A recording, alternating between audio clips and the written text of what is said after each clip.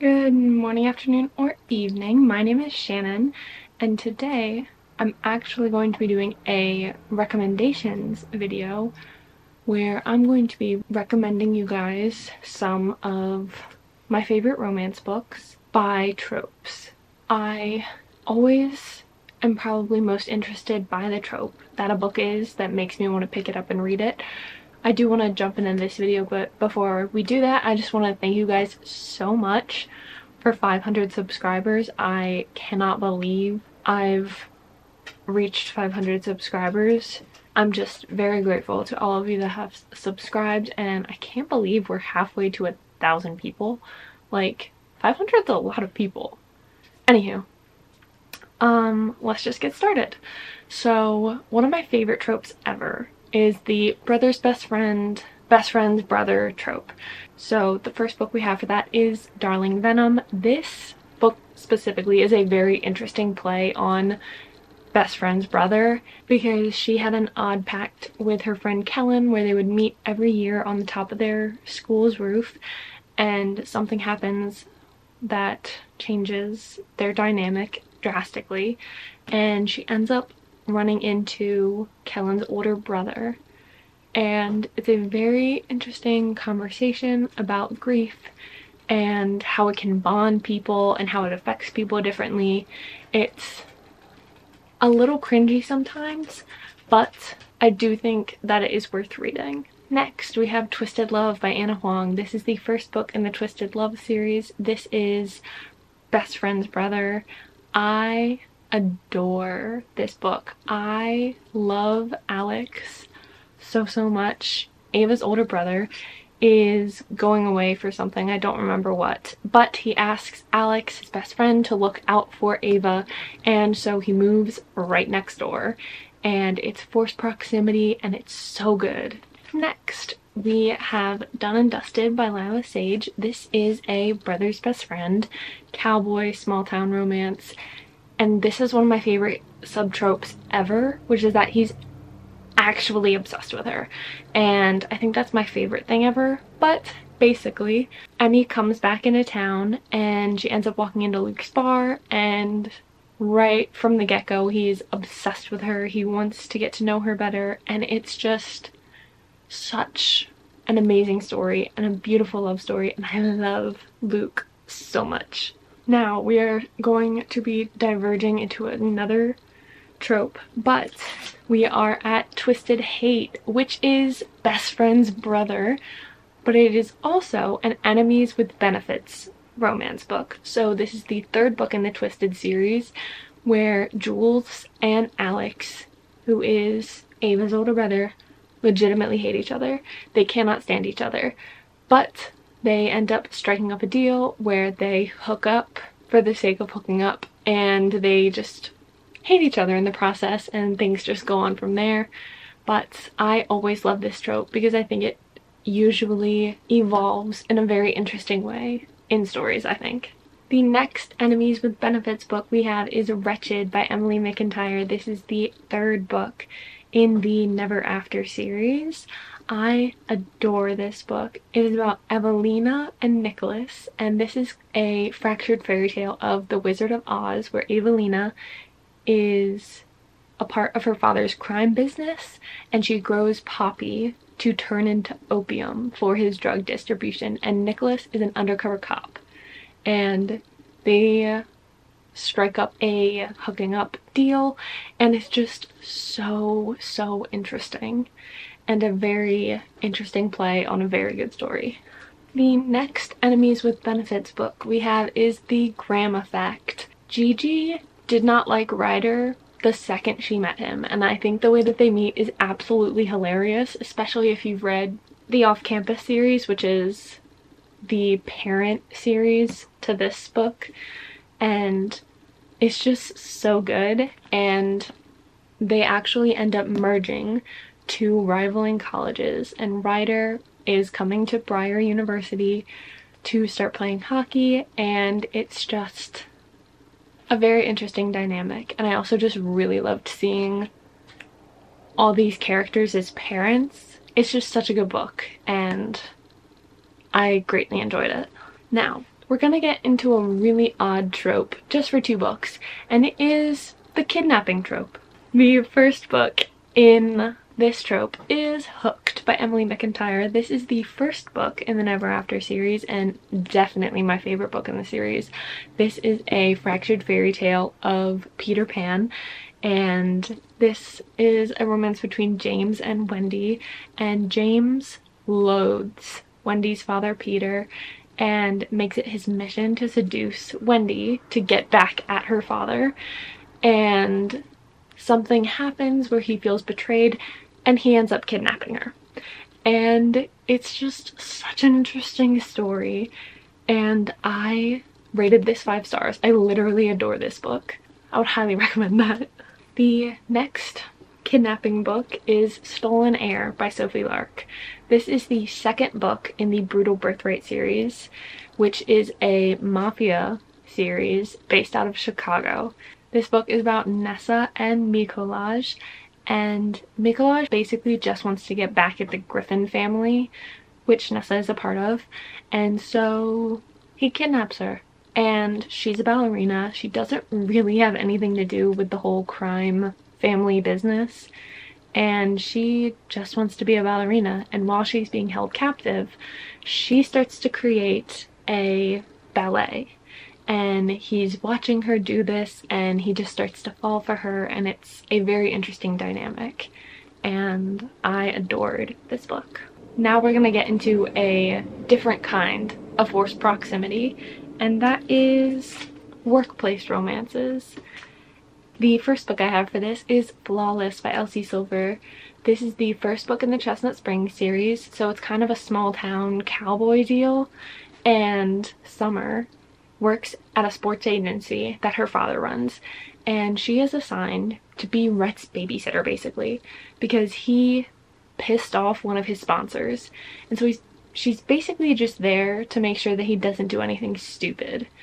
And obviously, you know, boss's daughter, forbidden fruit. It's just such a good book. I adore this series. This is probably one of my favorite books in the series, but very good. Next, we have By a Thread by Lucy Score. This book is about Dominic and Allie. Dominic gets Allie fired from her job, and his mom is with him when this happens, and she actually tracks Allie down and is like, hey, I really want to hire you to work under Dominic. And it becomes so interesting. It's kind of forbidden.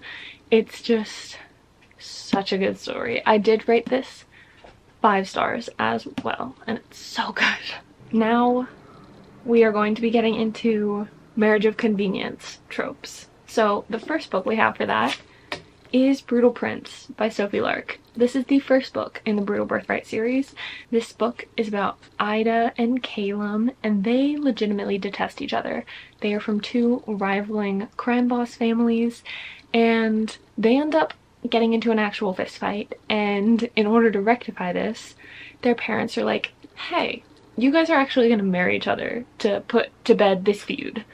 And it is so interesting. They kind of like sabotage each other, and it's just very, very good. The next marriage of convenience we have is Hopeless by Elsie Silver. This is kind of an engagement of convenience, but basically Beau and Bailey are from completely different social circles in their small town, and Beau doesn't really think it's that different, and so they strike up a deal where she's like, I'll bet you that having your name attached to mine will drastically impact the way that people treat me. And it just goes on from there. It's very, very interesting. Beau is also a wounded soldier that just got back from being AWOL on a deployment, and it's very, very interesting. The next marriage of convenience we have is Twisted by Emily McIntyre. This is the 4th book in the Never After series. It is a fractured fairy tale retelling of Aladdin, where Yasmin and Julian hate each other. Julian works for Yasmin's father, and her father really wants to pick out a suitable husband for her before he passes away, and they kind of strike up a deal for it to be Julian. And it's just a very, very interesting. The last marriage of convenience we have is Jasper Vale by Daphne Perry. This is the 4th book in the Eden series, where Eloise accidentally, well, not accidentally, but she marries Jasper in Vegas. And she's been having some trouble getting her family to take her seriously, and this definitely does not help matters at all. So they play into it, they say they meant to get married, and it's just very interesting. Next, along with Marriage of Convenience, we have the fake dating trope. The first book I have for that is Twisted Lies by Anna Huang. This is the last book in the Twisted series, probably my second favorite, and I adore this book. The way that Christian is obsessed with Stella is just my favorite thing ever. But they live in the same apartment building and they strike up a deal to fake date in order to help Stella's media influencing, because she's an influencer, and she will then attend galas and events with Christian so that he has a beautiful woman on his arm, and things just kind of go on from there. It's also forced proximity because he's her landlord, and it's very, very good. Next, we have The Deal by Elle Kennedy. This is the first fake dating book I ever read. I absolutely love it. Basically, Hannah really wants to get with this one guy, and she doesn't really know how to get his attention or anything like that, so she strikes up a deal with Garrett that she will help him study and pass his classes, and he will fake date her to make her seem more interesting to the guy she's trying to get the attention of, and it's very good. We are now into the grumpy sunshine slash sunshine shy boy tropes. So the first book we have for this, Archer's Voice by Mia Sheridan. I adore this book. This is the book that got me into romance. This book is about Archer and Bree has recently moved to this small town, and she actually runs into Archer, and she views it as a very odd interaction because he does not speak to her. And people inform her that it's Archer. They kind of tell her to stay away from him, but she is even more intrigued now, and she makes it a point to become his friend, and it's a beautiful, beautiful romance, and yeah, very, very good. I love shy boy tropes. Next, we have One in Rome by Sarah Adams. This is a grumpy sunshine where Amelia comes into the town of Rome, Kentucky, and her car breaks down right in front of Noah's house. And Noah's like, "Are you kidding me? I don't want to deal with this, but I'll let you stay." And it's very good. He's a grumpy baker, and his sisters are amazing. I literally adore them, and it's just such a cute small town grumpy sunshine, exactly what you'd expect. A nice 300-page grumpy sunshine book. Next, we have Things We Never Got Over by Lucy Score. This book, I love this book. This book is 5 stars. Naomi comes into this town of Knockemout to meet her sister, and her sister is basically a storm of a person, and she abandons her daughter for Naomi to take care of, and the entire town hates her sister, but they're identical twins, so everyone thinks it's her. Anywho, she runs into Knox, and he kind of loathes her and her archetype of being like the sunshine daisy girl, and he very reluctantly finds her a place to live right next door to him, and she also ends up working at his bar. It's just such a good book, and there's a subplot of like this crime going on. It's just really, really interesting, and I would highly recommend it. This book, in my opinion, is the epitome of grumpy sunshine, and it is It Happened One Summer by Tessa Bailey. I adore this book. Piper comes into this small town because her stepfather has exiled her because she has caused so much trouble for everyone, and he wants her to basically learn to not be so vain and vapid, and basically just picture Alexis from Schitt's Creek. I've heard that show compared to this so many times, but Brendan is not having it. He can't stand her. He doesn't like what she represents. He doesn't want her there at all, but he kind of develops a soft spot for her, and it's very good. This book is kind of a differentiation of Grumpy Sunshine, but it is a black cat golden retriever romance. The girl is the grumpy one and Nate is the sweet sunshine boy. Anywho, something happens at their college where one of the ice rinks falls down. She's a figure skater, he's a hockey player. They're forced to share the same rink for their practice, and the forced proximity kind of gets to them, and it's so good, and I love their romance so much. I just love their story and the way he takes care of her. We have a 2-in-1 trope in this book, and it is sunshine girl, shy boy, and one night stand trope. This book is about Russ and Aurora, and the last night at their college they end up hooking up at a party, and they are both kind of happy that it's the end of the year because they don't really want to deal with it. And they show up to their summer jobs as camp counselors. Turns out they're going to be working together all summer, and it's just so good. And I love Russ. He is such a sweet, shy, respectful boy. I love him so much. It's such a good book, and while Aurora is very sunshiny, she also has kind of a dark past, and it's just very, very beautiful to see them fall for each other. The last one night stand I'm going to talk about is Indigo Ridge by Devney Perry. This is the first book in the Eden series. It is about Wynn and Griffin, and they meet up at the local bar, both thinking that the other person is an out-of-towner, they won't really have to deal with them, and they end up hooking up. And then Winslow learns that his family basically runs the town, and she's just like, what did I do? Because she's new to town, she's a new police chief, she definitely doesn't want people thinking that she slept her way into this position, and it's just so good. It's also small town, and there is a murder crime subplot. It's really interesting. In the same series, we are moving on to a different trope, and it is the single parent trope. Juniper Hill is about Memphis and Knox, and she is moving to town with her beautiful baby boy, and she's running from quite a few things in life, and she ends up renting the side house basically from Knox because she's just starting to work at his sister's hotel, and so she promised to find a place for Memphis to stay, and this is it. And it's forced proximity, single parent. I love single parent tropes, and you'll definitely be seeing that in this video. Then we have Heartless by Elsie Silver. This is a single dad forced proximity because they live together babysitter trope. I love this book. Willa and Cade, I love them. I love Willa so much. She's such a spitfire. She's the most loyal person I think I've ever read about in a book. But I just love their romance. He's so resistant at first, but after the way she takes care of his son, it's just so good. Next, we have Reckless by Elsie Silver. This is definitely my favorite book in the Chestnut Springs series. This is a pregnancy trope. Don't knock it.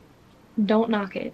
And a single parent, forced proximity, small town. It's also a one night stand trope. Didn't even think about that. Theo is obsessed with Winter the second he lays eyes on her, and they end up hooking up their first night of meeting, and she leaves him a message that kind of gets jumbled, and 18 months later she has a kid and he has a kid, but he doesn't know he has a kid, and he ends up moving in right next door, completely unbeknownst about all of this. And he is such a good man. I love him. He's one of my favorite book boyfriends. He's legitimately obsessed with her.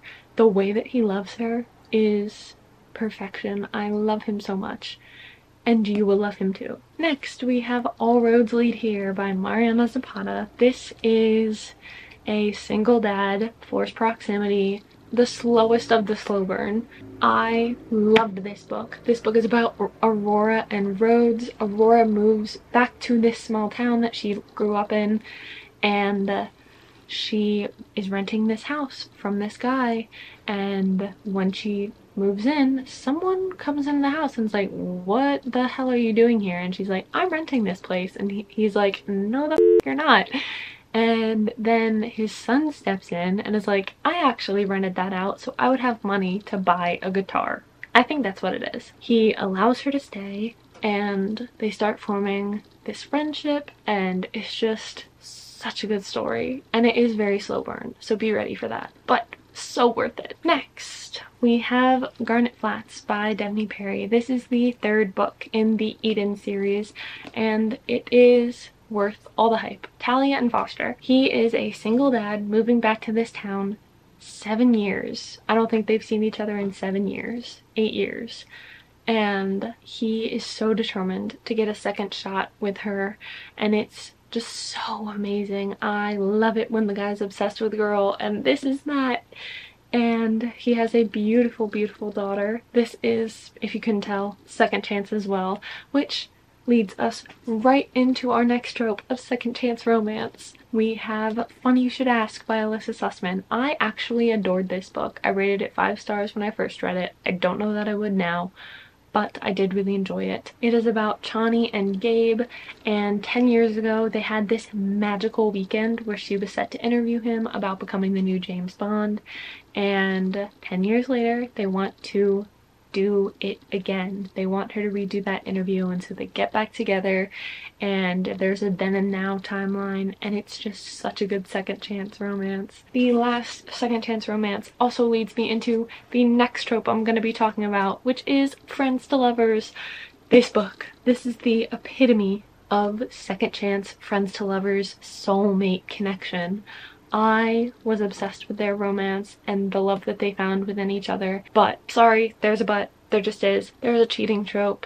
I always hate when that's anywhere in a book, but their love is still very, very beautiful. It is very good. It's very good, don't get me wrong. I just hate the cheating trope. Just break up with them. I don't get it. Next, we have Powerless by Elsie Silver. This is the third book in the Chestnut Springs series. It is between Sloane and Jasper, and they've basically been in love with each other forever, and she's about to get married to another guy, and something happens where she ends up running away from her wedding with Jasper, and they go on this huge road trip just to help each other and to get away from it all, basically. And it's so good, and this isn't my favorite book in the series, but it is still such a beautiful story, and the way that they've loved each other for so long. Next, we have Hook, Line, and Sinker by Tessa Bailey. This is kind of a continuation of It Happened One Summer, but this book is about Hannah and Fox,